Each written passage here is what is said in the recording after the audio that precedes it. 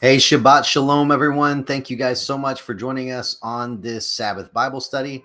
I hope you are having a great Shabbat so far. Sorry we're getting this to you a little bit late. It has been a week here at our house, but we're getting it out. So I hope you guys are doing well.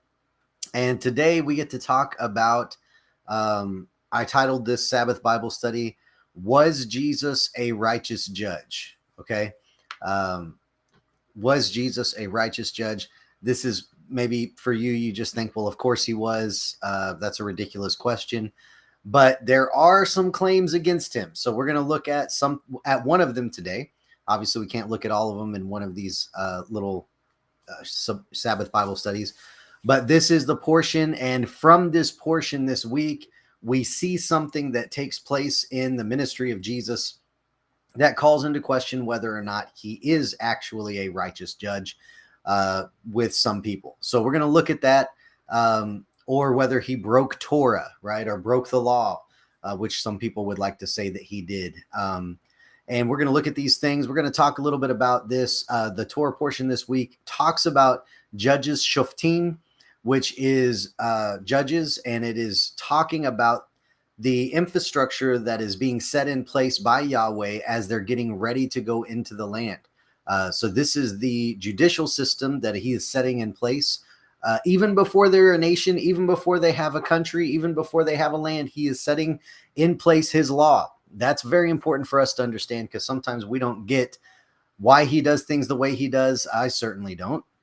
But he is giving us that here. So we're going to look at Deuteronomy 17, and we're going to look at a particular portion here that we're going to examine. So Deuteronomy 17, and we're going to begin in verse 2. It says this: If there is found in your midst, in any of your towns, which the Lord your God is giving you, a man or a woman who does what is evil in the sight of the Lord your God, by transgressing his covenant, and has gone and served other gods and worshiped them, or the sun or the moon or any of the heavenly host, which I have commanded, which I have not commanded, and if it is told you and you have heard of it, then you shall inquire thoroughly.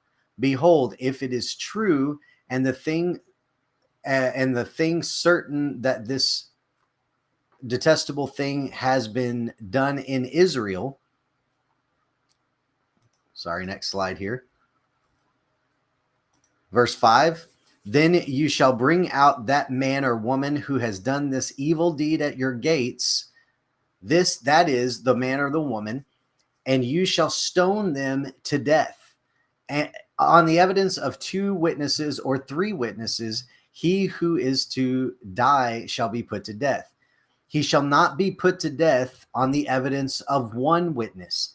The hand of the witness shall be first against him to put him to death, and afterward the hand of all the people. So you shall purge the evil from your midst. Really, the government, the judicial system that Yahweh is setting up right here is for one purpose, and this is that purpose. He is trying to purge evil from the midst of his people. Okay, they've been in Egypt, they've been in the wilderness, they've made a lot of mistakes, a lot of things have gone wrong, and the whole idea is we don't want to continue to have the same problem, so we want to purge evil from our midst. So how do we do that? Well, you put judges in place, And they're supposed to do a couple things according to this passage. They're supposed to investigate thoroughly to see if the matter is true, and it's supposed to be confirmed by 2 or 3 witnesses. Okay? Now, sounds simple enough, right? But look at Proverbs 18. This is what Proverbs 18 says. The first to plead his case seems right until another comes and examines him. So think about this job of the judges, right? This is not a simple job. This is a difficult job. There are multiple stories from multiple people, from multiple witnesses, maybe not witnesses. And this person is truth hunting. They're trying to get to the bottom of a situation. Maybe some of those people are false witnesses. Maybe some of them are actual true witnesses. There's all kinds of scenarios and situations and variables that this person is trying to get to the bottom of. And it really relates to us because we deal with this situation all the time. How do you know something's true? How do you know someone's telling the truth? Man, if you watch the news, it's got to be true, right? Oh, if the government said it, it's got to be right. Oh, if it's on Fox News or CNN or whatever, then it must be true, right? If it's on the internet, it's got to be true. The truth is, we have to examine everything to decide what the truth is about a situation. We have to start truth hunting and not just taking in a bunch of facts and believing them at face value. This gets into a picture of the believer that we need to understand. Is Yeshua the righteous judge that we are calling him? And does he impart that to us, or is that something we should also be participating in? Well, let's look at a passage of scripture in Isaiah 11 that talks about us being led of the Spirit. It's actually talking about Messiah, but it tells us about the Spirit of God and the 7 spirits within the Spirit of God. Okay, so he says this in Isaiah 11: then a shoot will spring from the stem of Jesse, and a branch from his roots will bear fruit. And the Spirit of the Lord will rest on him, the Spirit of wisdom and understanding, the Spirit of counsel and strength, the Spirit of knowledge, and the Spirit of the fear of the Lord. And he will delight in the fear of the Lord, and he will not judge by what his eyes see, nor will he make decisions by what his ears hear, but with righteousness he will judge the poor and decide with fairness for the affliction of the earth. So what's it saying here? Notice he doesn't judge just by his eyes and his ears. The Messiah, the true judge, the ultimate judge, will judge according to righteousness. What is that saying? He's able to judge in a way that cuts to the heart. What is the truth of the matter? What are the motives of the people? Now, we may not be able to do that on the level that Messiah can, but this is our example. This is what the Spirit is supposed to do for us. Remember in the New Testament where it tells us that the Spirit of the Lord will lead us into all truth. He will guide us. He will teach us the truth.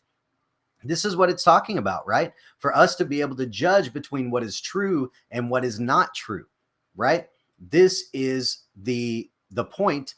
One of the reasons we have the Spirit of God. Now, the accusation is this. There is an accusation that many people level against Messiah, that he did not accurately judge according to the Torah. And they'll separate the Old Testament from the New Testament, the Torah from the Brit Hadashah, which is the New Testament, the teachings of Jesus and Paul from the teachings of Moses. And they separate all these things instead of maybe taking them in a truer context. And they cite specific examples where this takes place in order to say that Jesus broke the law, or he did not accurately judge according to the law or the Torah. And so let's look at one of those examples that he gets accused of this in. And it's in John chapter 8. We're going to look at this example and we're going to examine it. You guys are all familiar with the story, but let's look at it. It says this in John chapter 8, beginning in verse 1. But Jesus went to the Mount of Olives. Early in the morning, he came again into the temple, and all the people were coming to him, and he sat down and began to teach them. The scribes and the Pharisees brought a woman caught in the act of adultery, and having set her in the center of the court, they said to him, Teacher, this woman has been caught in adultery, in the very act. Now in the law, Moses commanded us to stone such a woman. What then do you say? They were saying this, testing him, so that they might have grounds for accusing him. But Jesus stooped down and with his finger wrote on the ground. Now we're just going to read through this story once, and then we'll pick it apart here in a second. Verse 7. But when they persisted asking him, he straightened up and said to them, He who is without sin among you, let him be the first to throw a stone at her. Again, he stooped down and wrote on the ground. When they heard it, they began to go out one by one, beginning with the older ones, and he was left alone, and the woman where she was in the center of the court. Straightening up, Jesus said to her, Woman, where are they? Did no one condemn you? And she said, No one, Lord. And Jesus said, I do not condemn you either. Go, from now on, sin no more. So we see here, some people would say, see, Jesus clearly went against the law of Moses. He is guilty of not being a righteous judge according to the law of Moses, according to the Torah, right? It's pretty clear there. The Pharisees said we're supposed to stone such a woman that's caught in the act of adultery. Why? Because we're purging evil from Israel, but not so fast. Let's look a little closer at this example, because sometimes we just get a little bit too judgy on the surface, and we don't look at the facts a little deeper. So let's break this down a little bit. John chapter 8, beginning in verse 1. You have that back up there. You notice what it says here. They bring a woman caught in the act of adultery, is what they tell Jesus. And they say, Teacher, this woman has been caught in adultery in the very act. Now the law of Moses commanded us to stone such a woman. What then do you say? And they were trying to test him, right? So let's look at this accusation. Everything in this accusation is factual, right? They said, we caught her in the act of adultery. So they're saying we witnessed it. We saw this. We know that this happened, and that the law of Moses says to stone her. Okay. So everything in this presentation to Jesus, to Yeshua, is factual, right? They're not necessarily lying about anything that we know of. Everything seems to be very factual. Remember the proverb that we read. One person's testimony seems correct until they're cross-examined or until another testifies. If we are judging only based on the facts we are presented, sometimes we're going to miss the truth of the matter or the heart of the matter. And we've got to make sure we don't do that. Now, let's look at what Jesus does. Okay. He kind of almost acts like he's ignoring them at first, right? It says he bends down and begins to write something in the sand. And then they keep asking him the same question over and over. So he straightens up and he says, He who is without sin among you, let him be the first to throw a stone at her. Now, and then he tells the lady at the end, I don't condemn you, go and sin no more. So it seems like he's not holding to the law, right? They caught this woman in the act of adultery, and here they are. Here Jesus is letting them go. But let's look at this again. We're gonna go in a little bit closer. We're gonna zoom in. What does this law actually say? Okay, do you remember what the judgment said in Deuteronomy 17? It says you have to inquire thoroughly about the matter. So Jesus wasn't going to believe an accusation just because someone came and told him, hey, this woman was caught doing this. He wasn't going there. All right. He was waiting. Do we have 2 or 3 witnesses? Well, that's what the law says we have to have. It doesn't appear that that's settled on. And then he says that the hand of the witness must be the first to cast a stone. That's what the law said. So think about this scenario. They catch this woman in the act of adultery. They bring her before Jesus. Wait a minute. Put yourself in Jesus's shoes. Okay. Which one of you caught her in the act of adultery? Which one of you witnessed this? All right.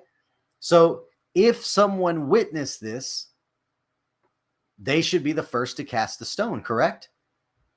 But then he asks a question. He says, which one of you let the person without sin cast the first stone? So is he going against the law? No, think about the situation. If they caught her in the act of adultery, then where's the guy? And what were those other people doing that caught her in the act of adultery? So what is he saying? He's saying, okay, then let the innocent person who was not committing adultery with her and was a witness to this, let them come forward and be the first to cast a stone. And no witnesses came forward to validate the claim. See, Yeshua was doing exactly what a judge was expected to do. He wasn't doing, according to what Isaiah 11 says, he wasn't judging just with his eyes. He wasn't judging just according to what he heard. He was judging according to righteousness. The law says that if there's going to be a witness, the witness has to be the one to cast the first stone. The law says there has to be 2 or 3 witnesses. So when they bring this woman before him, they have to look at that and say, okay, which one of you was the innocent one that witnessed this? And no one would come forward. No one would come forward to claim to be the innocent one that witnessed this woman in the act of adultery. So he says what? He said, did no one condemn you? And she says, no one did, Lord. And so Jesus said, I'm the judge. I can't condemn you without 2 or 3 witnesses, and I can't condemn you without one of those witnesses throwing the first stone. So go and sin no more. So actually what we see here is a perfect representation of the portion this week. The Messiah giving a perfect judgment on the Torah in a situation where someone may or may not have been found guilty, may or may not have been guilty, but Messiah used the Spirit of God, used wisdom, used knowledge, used understanding, all of this, the spirits of God listed there in Isaiah 11, to get to the heart of the matter and see exactly what was going on. And really what we see here that was going on is, it looks like, it appears that they were trying to frame this woman for something, for some reason. And at the end of the day, the judgments leveled against her weren't corroborated. They weren't validated. And so now Jesus, being a righteous judge, he cannot condemn her either, right? Not according to the law of Moses that they were trying to bring against her. And so he didn't break the Torah. He didn't judge unrighteously. He actually carried this out perfectly and gave us an example that just because someone starts telling you something about someone, we should probably, what does it say? Inquire thoroughly or investigate thoroughly into that. Make sure that there's 2 or 3 witnesses. Make sure that it's actually legit before we get on that bandwagon, right? So Shabbat Shalom. God bless you guys. Have a great rest of your Sabbath. Thank you guys for joining us. Like, share, subscribe if this is helpful at all, and have a wonderful rest of your Shabbat.